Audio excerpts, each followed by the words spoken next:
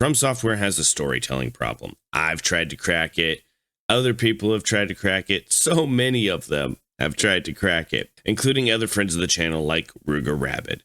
However, Bloomsday thinks he has the code. As many of you guys know, Elden Ring and some of the other FromSoft games have slowly seeped into what I would say are my favorites. So let's see what Bloomsday has to say is the FromSoft storytelling problem that nobody admits. Do Souls games actually have good storytelling? Souls games are often built on lore, which can be brilliant. It makes you feel like a detective. But it also means two players can finish Elden Ring and one walks away thinking it's about destiny and cosmic war, and the other walks away thinking it's about beating a space slug with a bleed build and screaming at their monitor. Both are valid. I mean, he's not wrong, guys. Experiences. Only one is a coherent narrative. If a story is coherent, you can answer these questions simply. Who is the main character emotionally? Who's stopping them and why? What changes from start to the end? And alright, let's try to answer that. Who is the main character? The Tarnished. Let's go back so I don't Okay, who is the main character? Well, again, it's the Tarnished. Who is stopping them? Well, that's a bit harder to answer because it could be basically, it's all the forces that were trying to get the Elden Ring themselves when it comes to Elden Ring. So it was every one of the demigods, other than Ronnie, who had her own agenda, who was trying to coax you along. Melano was trying to get you to the tree to try to do this whole thing. In all technicality, she's a weird case for the order and continuing the way. And what changes from start to finish? Well, you become more powerful. You take out a bunch of corrupt and horrible demigods. So, anyway, let's continue. Start to the end. And what is the story trying to say? And that is always the hard question that Soulsborne games have. Souls can answer some of these, sometimes, depending on the game, which again can be art, but it's not a coherent narrative in the normal sense. And here's what makes this debate tricky. Video games have so many tools to tell a story. Dialogue, cutscenes, combat music, animations, choice. Souls games lean hard on environment and fragments. That's a design choice. So the question is, yes, they do, and they make you actually want to go and check out the runes that they have on their areas, just to see if you can learn just that little bit more. Does it excel at telling a coherent story through the medium, or does it excel at giving you lore and letting you hallucinate the story? To answer that, we have to talk about the big crown jewel everyone points to: environmental storytelling. It is one of the most powerful tools games have because it's non-verbal. You walk into a ruined cathedral and the FromSoft games really step into the environmental storytelling. You don't need a quest marker saying bad stuff happened, you just know. And that's real storytelling of a kind. It creates history. It makes you feel like the world existed before you arrived. And the catch is, the environment is mostly telling you what happened here, not what is happening now. It's kind of like a...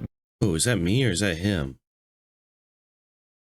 Here, not what is happening now. It's kind of like a museum. Ooh, Bloomsday. What happened to your edit here, man? Is this supposed to be like this, or am I just going nuts?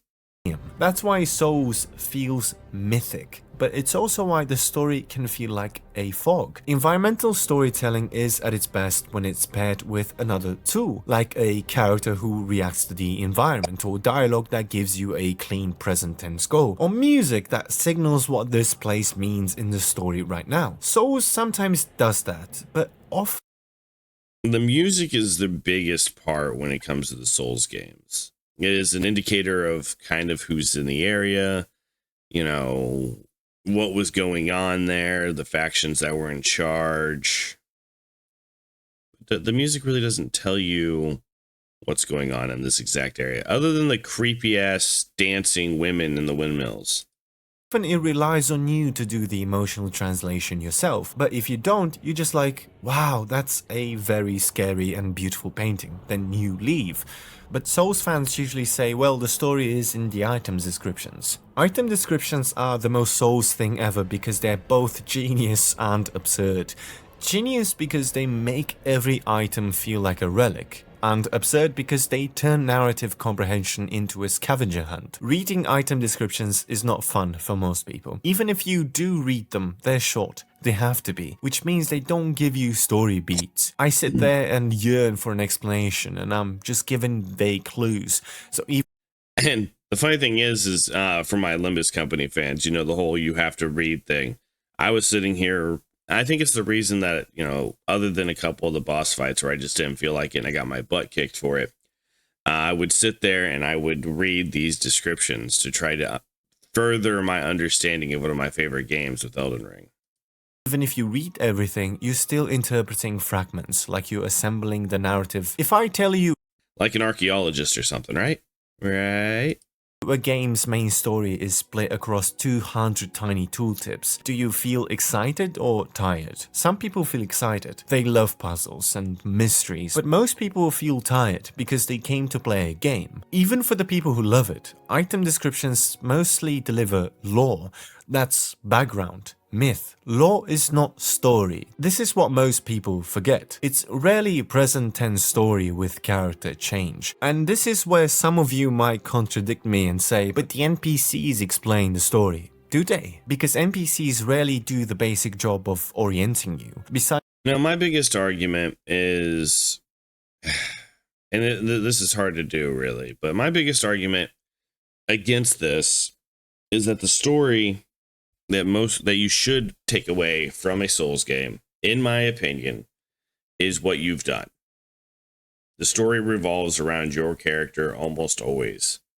Yes, they don't have epic cutscenes for what your character's doing, and you don't have too much time where your character's talking, but most of these stories is about you moving forward through a corrupted and disheveled world as your character, trying to reach the end goal. Now you can do that in many different ways. In Elden Ring, you can take out any of the two demigods, go into the city, take out, you know, Moog, realize that you can't get into the tree without burning it down, and then you follow your path along the way. You're following the hero's path in that one. It's a little bit more complicated when it comes to, say, the Dark Souls games or even Bloodborne. But for the most part, you have a beginning, your middle is what is your journey, and which paths you choose to take as a player. And that's one of the reasons why a lot of people can come out of these games with a completely different mindset on what the story was about. Shadow of the Erdtree, they are usually cryptic, which is consistent with the world, but again, consistent doesn't automatically mean effective for narrative clarity. There's also a structural issue. NPC questlines are easy to miss, so even when there's a coherent mini-story, most That is true. players don't see it. They see a guy once, then never again. Then later they find a corpse and go, oh, I guess he had a journey. That can be tragic and beautiful, but it's also a delivery method that guarantees most people will not receive the story. Compare this to Sekiro, which is still Fromsoftware, but much more direct. Yeah, Sekiro is... Okay, so I've said my piece on this. I've got videos on this, or at least one really big video on this, which I say Sekiro is not a Souls-like. Sekiro should be its own category of game. It should be called a Sekiro-like. There's a lot of games like it that are not quite like Souls games. They have some of the DNA in there, but they're not the same thing. This is like branch family twice removed kind of shit. Sekiro gives you a clear personal goal, named characters, and a plot you can follow without a Wikipedia. You can still have a mystery and depth, but the spine is readable. The same can be said about Lies of P, and probably that's why I never got around to playing Lies of P. I really should. I think I have it now, but it's in my infinite backlog. I prefer the story in Lies of P than in Elden Ring. Souls often chooses the opposite. the spine is implied, which is why players can finish a 100-hour game and feel like they experienced something profound and also have no idea what the thesis was, and the community steps in to supply the missing spine. And most of the time it's VaatiVidya. In fact, you scrolled. This is the second time you used this scroll in a video, and I've noticed more VaatiVidya in this one too. The YouTube translator arrives. A massive percentage of Souls story comprehension happens outside the game, on YouTube, on wikis, and again, I love lore creators. They're doing art and building. Yeah, you're just on Vaati's channel now, aren't you? A community like none other, but it changes the relationship between the game. Nah, that wasn't all Vaati. One of those looked like it was Ziostorm in there too. Man, it's weird. Going back, looking at other people scroll through the lore channels for Elden Ring, and I'm like, hey, I watched that video. I know that guy. Game and the player. Because if you need an external translator to understand what you just played, the story isn't self-contained. It's like watching a movie where the ending is on a different website. So the YouTube lore creator is reconstructing fragments. But the truth is, what it actually does, it undermines your own understanding of the story. You finish the game and you feel like you didn't get it. So you go watch the priest explain it. And suddenly your interpretation becomes dependent on someone else's theory. That can be. Well, I mean, I didn't really jump into them to have somebody else interpret it for me. I jumped in to watch the lore videos in case I missed something, for one. Which, I mean, let's face it, I've platinumed this game probably 7 or 8 times myself. I've helped other people, probably about 30 of them during my, 119 days of helping people platinum Elden Ring before Shadow of the Erdtree came out. And during all that time, I still missed a couple paths. I still missed like one sword hidden off in a corner somewhere. So like, it's just nice to be able to look at other people in the community who have found things that you've missed and see what they think. I already have my own interpretation of the game, but it is always nice to hear other people, especially trusted other people, break these things down. And let's face it, like with Elden Ring, Elden Ring has got an esoteric story. It's harder to break down. Yes, like you're saying, because of that, people are going to have trouble with it, and they might be influenced by somebody else's opinion of the game.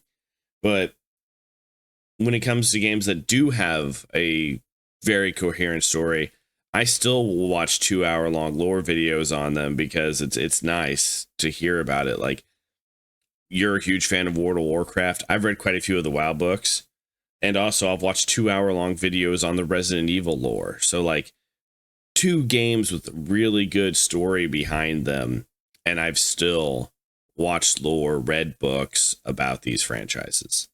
Fun. Community is real, but it also means the game's story becomes a social product. And because the fragments allow multiple reconstructions, even the videos often feel like speculation. They're often. I think that's why a lot of people do like the FromSoft games. They feel more like living piece of art, where your interpretation is what you make of it, as opposed to a one and done story.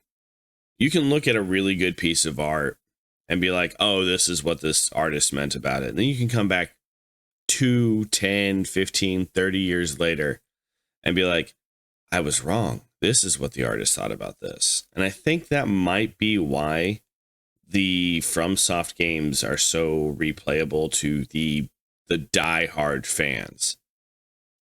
And this could mean, this might imply it's possible that Marika did whatever, which is awesome for engagement, but terrible for coherence. And probably most of you will say, but that's the point. Maybe you're supposed to be lost. Sure, and the reason it works probably is because of APM. A lot of Souls players don't usually want a coherent story. They want actions per minute. The boss is the character arc, Melania is the antagonist, your build is kind of like the plot, and that's not a joke. That's a legitimate storytelling mode, player narrative. Souls is incredible at that. And yeah, I agree. Player narrative, your character is your story. How you've played. You are role-playing. This is actually a quintessential role-playing game. You are role-playing your character to tell the story of your Tarnished. You are role-playing your character to tell the story of your chosen undead. You know, it is your story that you are making as you play these games. It's like a giant game of D&D. Yeah, the DM's there to tell you a story, but when he adds the Goblin Gulbliganak or whatever the heck, or, you know, Richard Nuts, you know, freaking, he adds in some random NPC and all of a sudden the entire party derails and it becomes about that, a quest for that NPC to never die or something. You know, you can have a great story and you can also have insanity. Environmental storytelling and cryptic lore are perfect for APM brains because they don't interrupt the flow. They let you project meaning without forcing you to sit through exposition. So maybe Fromsoftware is optimizing for that emotional experience, lost in a decaying world, confused and fighting for scraps of truth. But it also means the game is not prioritizing coherent narrative delivery for the average player, who doesn't have time to watch VaatiVidya videos. And oh, man. And the thing is, and this isn't me stabbing Vaati. I love Vaati. Vaati is a good channel. But Vaati is a channel that I like to watch. I like to put up one of his 5-hour-long videos, like the entire story of Armored Core 6. I like to put it up. And I like to, like, basically just lay back and pass out listening to it. Vaati's got a very soothing voice. It's very easy to go to sleep listening to his videos. Sometimes when I'm doing housework, I'll put one of his videos. They're not massively edited masterpieces. They are verbal masterpieces when it comes to YouTube. this is where unclear can absolutely be intentional. But intentional doesn't automatically mean effective. There's a line between ambiguity that creates wonder and the one that creates disconnection. And then the only way to understand the story is to watch a theory by VaatiVidya. So the honest answer is, soul storytelling is effective at making you feel like you're in a myth. And that's not inherently a flaw if the goal is myth. But it becomes a flaw when fans claim it's coherent storytelling in the same sense as, let's say, Witcher 3 or Disco Elysium or even Sekiro, because those games can tell you what they're saying inside the game. Souls often makes you guess, and guessing can be fun, but guessing is not the same as being told a story. I don't want this to sound like I'm dunking on Fromsoftware's method. I mean, I'm not even going to attack you, man. You're not dunking on Fromsoftware's method. I mean, right here, you are still talking about a FromSoft game. Sekiro, and this is another reason why I say Sekiro shouldn't count as a Souls-like, just because of its story, too. Like, how they tell the story is not done any Souls-like. I would say games like The Jedi Survivors and Stellar Blade are more Sekiro-likes than Sekiro is a Souls-like, in my opinion. Like it never works, it does. Sometimes it hits so hard you remember it forever. The arena tells you history, the music lets you feel the emotion, the boss moves that can tell you a story, the cutscene can give you context. And when Souls gives you a strong personal through line like Sekiro does, it suddenly becomes obvious that From can tell a coherent story when it wants. It usually chooses not. I mean, you also were leaving out Armored Core. Armored Core does a pretty good through line too. Not to, because ambiguity is part of the brand. It communicates emotion and myth extremely well, but plot and character kind of inconsistent, which is why two people can love the same game for completely different reasons. And maybe that's fine, maybe that's the art, but we should be honest about it. And guys, don't forget to go over and check out Bloomsday. This guy's channel is amazing. I've done a few reactions. I'll probably only do one other reaction on a Bloomsday video, because, well, you guys aren't watching them anyway. But this guy does really good work over here on YouTube. Like, most of his video essays that I've actually taken the time to pay attention to, I've agreed with too much, and it probably made the original couple reactions boring. But do go check this guy out. I disagree with a few of the things he says about FromSoft's storytelling problem. Honestly, I feel like FromSoft is a quintessential RPG just because role-playing games kind of started as pen and paper, you know, the TTRPG kind of style, and FromSoft feels more like that than a lot of RPGs these days. But anyway, guys, don't forget to like, subscribe. We'll have another video coming out on Wednesday, as long as I can get it done, and I'm working on a big Kanto 8. I'm working on a big Kanto 8 video. It'll probably be out next week. This Friday's video will be what your favorite fighting game says about you. Hope to see you guys there and in the streams. Remember, with all that being said, be good to each other. See you in the next video. Peace.